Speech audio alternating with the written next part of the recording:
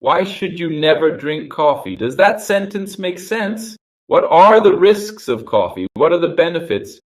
Should you really avoid coffee? Let's discuss this. To start off, I'll let you know that the safe dose of coffee, according to most studies, would be up to 3 cups per day, each cup being about 200 milliliters. Some studies suggest up to 4 cups, which would be 800 milliliters of brewed filtered coffee. If it's espresso, then it's more concentrated, and then the maximum would be 3 shots per day. 3 shots of 30 to 50 milliliters. Depending on the machine or how you're drinking the espresso, this may vary, but it will average between 30 and 50 milliliters, which is equivalent to a 200 milliliter cup of coffee, because each shot will have approximately 100 milligrams of caffeine. With that being said about the coffee dose, let's start with the facts. There are 10, and I'm going to start in descending order.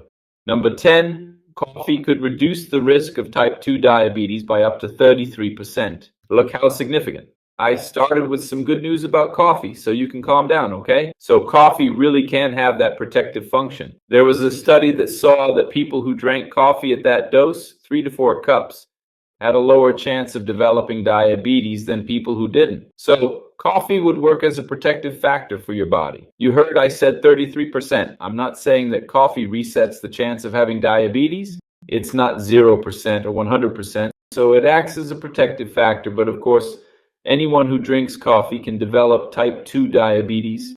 It's not just having 3 cups of coffee there and then everything is fine. I'm not saying that. Let's not confuse things.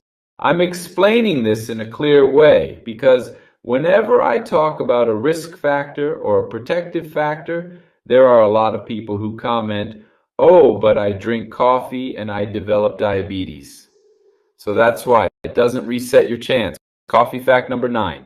Coffee can worsen gastrointestinal symptoms like gastroesophageal reflux. Whenever you eat immediately afterwards or even hours later, some people show more significant symptoms. You experience that heartburn, the food keeps recurring, or perhaps you underwent a test. The doctor identified that you had reflux. Coffee in these scenarios can exacerbate these symptoms. It can intensify the symptoms of reflux, for instance. So if you have reflux or any other symptom, some people also report having diarrhea with coffee. In that case, coffee will not be beneficial for you because it can enhance the symptoms. This is already confirmed. It happens quite often. People who have a lot of heartburn, who have a lot of reflux, and end up drinking coffee.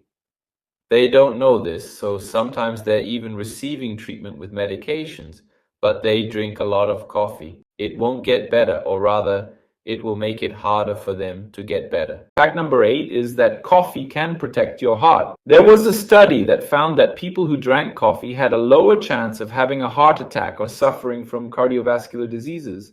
So it's a big plus for coffee. In the same vein, fact number 8 can be divisive. Why? Because also studies have found that those who drank coffee without a filter, depending on how you prepare the coffee, certain types of espresso or machine coffee, if you don't use a filter, could contain an increased concentration of substances called diterpenes. These substances can increase bad cholesterol, LDL cholesterol, which is associated with a rise in cardiovascular diseases. If you drink coffee with high LDL, with high amounts of bad cholesterol, it's known to increase your chances of having a stroke. So there's that. Just like coffee protects, if you don't use a filter, it can trigger a rise in your bad cholesterol and lead to cardiovascular diseases. I wanted to also discuss this topic here about coffee and the heart, specifically cardiac arrhythmia. Can coffee cause arrhythmia? The dose I mentioned at the start of that video, no. Coffee doesn't increase the risk of arrhythmias. But if you consume more than 8 doses, 8 cups of coffee a day, which is 8 200 milliliter cups, you'll be drinking 1.6 liters of coffee, a very high dose. In that case, those who drink a lot of coffee do have a higher risk of developing a cardiac arrhythmia. This could be a pro-arrhythmogenic effect causing an arrhythmia, but only at high doses. So, if you consume it at the recommended dose, there is no risk. It won't be a risk factor for your heart. On the contrary, if you use a filter, you'll actually have cardiovascular protection. What I said about removing the filter and increasing bad cholesterol, this isn't seen in every person. The same applies to what I said about diabetes. You guys are seeing here that medicine doesn't operate at 0 or 100%, okay? So it would be a risk factor for increasing your cholesterol, but it doesn't mean everyone's cholesterol will increase. On the contrary, this effect of increasing bad cholesterol has been seen in the minority of people, but I have to mention it here. I'm telling you the truth about coffee. There's no way to omit this information, because sometimes you're treating bad cholesterol or you're with increased bad cholesterol. The doctor has already told you, and you're drinking unfiltered coffee. It's making your situation worse. If you like this tip, give it a like. Let's set a target of 10,000 likes. This is how you let me know that the video is helpful and ends up spreading this information to more people.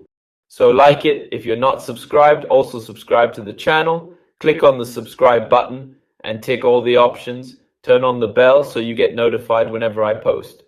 Coffee fact number 7. Coffee can increase your productivity. You become a more productive person if you drink coffee. There was a study that compared two groups of workers, those who were drinking coffee and those who weren't. And the group that drank coffee was more productive. Okay, good point about coffee, all right? From my perspective, it's a big benefit, and it's a well-known benefit. There are many studies, in fact, most studies on coffee focus on this, on the stimulation of the central thermophos. But this also reflects in increased production. The 6th fact about coffee, and I'll make 2 points here. Coffee can lower the risk of depression. There was a study that showed that coffee is a protection factor for this mood disorder, so it can be beneficial in this regard. And another study also showed that coffee can be a trigger for anxiety attacks. So if you're already very anxious, coffee can make it worse. It doesn't mean that everyone will have an anxiety attack, but it's something to be aware of. There are many people who have anxiety disorders and end up drinking coffee, especially in excess. It can worsen these symptoms. What happens when you drink coffee? Do you feel more anxious? Are you more exposed? What kind of coffee do you usually drink?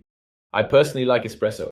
I consume 3 cups a day, typically in the morning, but sometimes at noon as well. I'm not going to lie, I drink it right away. And the 5th fact about coffee, I'm going to discuss coffee and the liver. Is it true that coffee harms the liver? No, coffee does not harm the liver. On the contrary, coffee is a protective factor for the liver. It can defend your liver. Coffee is a substance rich in antioxidants, flavonoids, tocopherol, which is vitamin E, chlorogenic acid, and caffeine itself. Coffee contains several compounds that can assist your liver. I am going to mention a study here that found that people who drank coffee could help with fatty inflammation in the liver, named steatohepatitis. So get it out of your head that coffee damages the liver. If you like drinking coffee and have an issue with liver fat, you don't need to worry about it. But in some cases where the person no longer has liver functionality, that they have cirrhosis at an advanced stage, then in some specific situations, the doctor might advise that you cut down your coffee consumption, okay? But these are exceptions. Most of the time, coffee acts by defending the liver. In this study that I mentioned, reducing inflammation due to liver fat, steatohepatitis. Number 4, coffee and sleep. Can coffee interfere with your sleep? And the answer is yes, because coffee can compete with a receptor known as the adenosine receptor. And adenosine is essential for you to have a good night's sleep. So even if you don't feel anything, even if you feel like you slept well, there are studies that show that coffee can interfere with sleep waves. Limit your coffee intake until 3 o'clock in the afternoon. Some studies suggest that you limit your coffee consumption until midday, but others don't. So I like to be more flexible, because having a little coffee in the early afternoon also helps you to be more willing to wake up. I like it, I've already mentioned. I've already gave myself here. So until 3 o'clock in the afternoon, there will be no consequences for your sleep. After that, yes, even if you're one of those people who say, no, I drink coffee and sleep well. But be careful, because this could lead to a change that you're not noticing. And in the long run, this can affect your health. Fact number 3, and this one is very interesting. Pay attention to this item here. Because coffee can impair absorption. It can decrease calcium and iron absorption. So if you're low in iron, you have iron deficiency anemia, you have to be careful with this issue of coffee. You have to allow at least 2 hours after a meal. Why? There are many people who have anemia, who have difficulty absorbing iron, and they end up drinking coffee with lunch. Or they have coffee with a meal, or sometimes they take pills. They're taking iron and they take it along with coffee. Coffee has this well-known function, okay? It's seldom discussed. I bet you didn't know. I don't know if you were surprised by this information, because many patients who have that anemia, including long-standing anemia, haven't been able to increase their iron levels for a long time, but they drink coffee. They drink a lot of coffee, and then they'll have this change. This also happens with calcium. Coffee can decrease calcium absorption. Many people have osteoporosis, weak bones, demineralized bone, and also make the same mistake. I'm drinking milk that has calcium, I'm taking calcium pills, and then what do I drink? Coffee with milk? Yes. Coffee can decrease the absorption of this calcium, and this can also harm you. Now, as I said that it can decrease the iron absorption, for some people who have increased iron, this can be a strategy. Do you see? What's poison for some may be medicine for others. Look how interesting. There are many people who have an increase in iron, and then it can be a strategy. You're going to drink coffee along with the meal to decrease the absorption of iron. You already have excess, so it can also serve in this matter. But for most people, no, it can impair the absorption of these nutrients. Coffee fact number 2. Is it true that coffee can lose a lot of its nutrients if you store it the wrong way? Yes, it's true. So what's the right way? You have to watch out for 3 things. With light, so in a dark container or in the coffee's own packaging. It's already designed for that. The second thing you need to watch out for is the air. So it has to be sealed. Some people leave their coffee containers open. The coffee can oxidize. And with oxygen, it ends up losing a lot of the nutrients. But I keep my coffee in a clear container and it's always open. But I feel like the coffee is still working. What you're feeling is the caffeine's effect. The caffeine isn't lost, but other nutrients are, so it's worth being careful with this. And the third factor is humidity. So it needs to be a sealed container. It can't be in a humid place because coffee can also lose its benefits. Oh, but if I store the coffee, should I put it in the fridge? If you can store it vacuum sealed, then there won't be any moisture. I prefer to store it outside of the refrigerator, especially not in the fridge door, because then its quality could be at risk. Alright? So air, light protection, and careful with the moisture. You'll be preserving the benefits, the antioxidants of the coffee. Remember that the caffeine is always there, so it doesn't validate the argument that you feel like it's working. And fact number 1, remember that I'm going to give you my opinion about all of this and what I do. But fact number 1 is that there was a study that saw coffee can increase your life expectancy, much thanks to what I said about reducing cardiovascular risk. So look at all those benefits. I touched on some risks here as well, and what I think about all of this and what I do. I believe coffee is an excellent drink. It has many anti-inflammatory substances. It can do a lot of good for your health. Just be careful with the caveats I discussed in the video. But in general, coffee is indeed very good. I drink coffee every day. I'm a big fan of coffee. On average, I have 3 to 4 shots of espresso, always without sugar. I like the bitterness of coffee. And you, how do you take your coffee? Do you put sweetener or sugar in it? I hope not, but write in the comments how you take your coffee and what method you use to brew it. Do you like coffee capsules? Put it in the comments. Also, rate this video from 0 to 10, because if it's 10, I'll make more videos like this. Also, write from which city you are watching, mention the part of the world you belong to, and I'll send you a hug at the end of this video. I'm talking about Porto Alegre. Now, I'm going to suggest a video for you to watch. It's a video where I discuss the worst habits for the liver.